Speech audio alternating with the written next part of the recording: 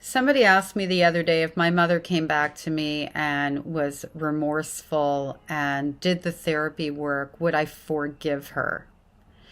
And I really had to think about this a lot. This was a TikTok comment, so I've had some time to sit back and think about it. 16 years ago, I would have taken my mother back with no apology and no discussion of the past. I would have done anything to have her in my life, because I connected to her after 17 years of no contact, and she used those magic words that I very rarely heard from her. I love you. And I believed her. And I wanted her in my life because she's my mother. I wanted her to be my mom, and I wasn't able to give up on that yet. And she didn't show up because of the fact that there was no audience for her. There was no facade. There was nobody to play to.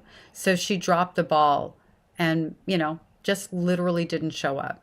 Fast forward, and I had said not that long ago that if my mother made amends, if she owned her behavior, if she owned the abuse, if she stood up in front of my entire family and cleared my name and said, no, I was never the family liar, and that she, yes, indeed, did abuse me.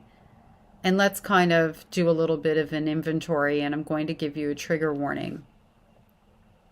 When I was 5 years old, my mother tried to kill me. She dropped me out of a 2-story window, and I walked away with 2 broken arms. She had no way of knowing that I would survive that fall. And it became the family joke. I ended up living with her parents, my grandparents. My grandfather was a child molester. She left us there, my brother and I, for over 4 years while she husband hunted. When she turned back up, I was around 9 years old. I went to live with her, and she put me in the company of another child molester, and she knew I was being molested. Throughout all this time, she was emotionally eviscerating me. I mean, the emotional violence was far worse than the physical and the sexual violence that I went through. Healing from that has taken so much longer. The words like I was damaged goods and a tramp and nobody was ever going to love me, that I was sick in the head, that everybody knew I was sick in the head, all of these different things that she told me. That if I ran away from home, people would just forget about me. They'd stop looking. And eventually, I did run away from home. At 13, I ended up living on the streets. There were times that I thought to call because I was so hungry and so tired and so alone. And I could hear my mother's voice telling me that everybody was better off without me and nobody would even remember me at all. That kept me from calling and kept me as a homeless youth and on my own for 3.5 years until the age of 17. When social services sent me back, I had a little baby who was 10 days old. There she is. They didn't even ask me what I had been running from. My mother tanked any possibility of me getting therapy help at that time. And she did everything she could to stop me from furthering my education. I somehow managed to get a GED in spite of her. So at every turn, throughout every interaction I've ever had in my life with my mother, she has violated me in some way, shape, or form. It isn't about forgiveness because what she did is unforgivable. And that's not about bitterness. I'm not carrying any of that with me now. I won't give her moments of my happiness by living in anger and bitterness. I'm going to give myself the best life that I can. And she is not my focus other than sharing my stories to help other survivors to heal and to educate people about the long-lasting impact of child abuse. If she felt remorseful, it would not undo anything that she's done.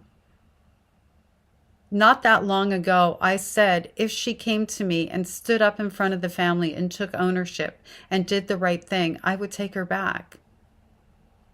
I needed to have my head examined over that one because I'm really thinking about it now. I will never take her back. What's to take back?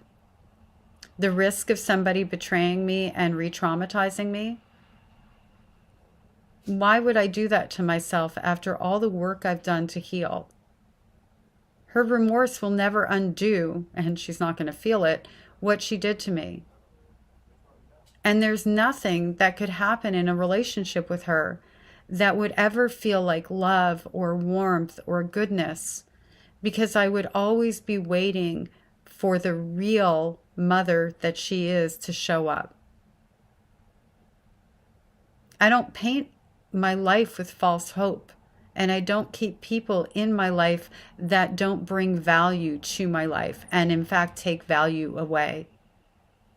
I accept that my mother is a sociopath and a narcissist, and that the people who are attached to her in our relatives are a part of a narcissistic family system. They didn't show up for me then. They don't get to be with me now. Relationships are earned. They're not just there because of DNA. And because of the pressure that we feel to be connected to people whose blood is running through our veins, or who we're attached to maybe through adoption, we stay in these relationships much longer than we should. And I hate the word should. But it isn't really only because of the pressure of the outside world and society. It's also because of the internal pressure of feeling like, if I'm just good enough, they'll love me this time and stop hurting me. And it's that hope that dies so hard that if we walk away, like really walk away, we have to let go and realize that they are never going to be the mom or the dad or the grandparents, the aunts, the uncles that we deserved in the first place.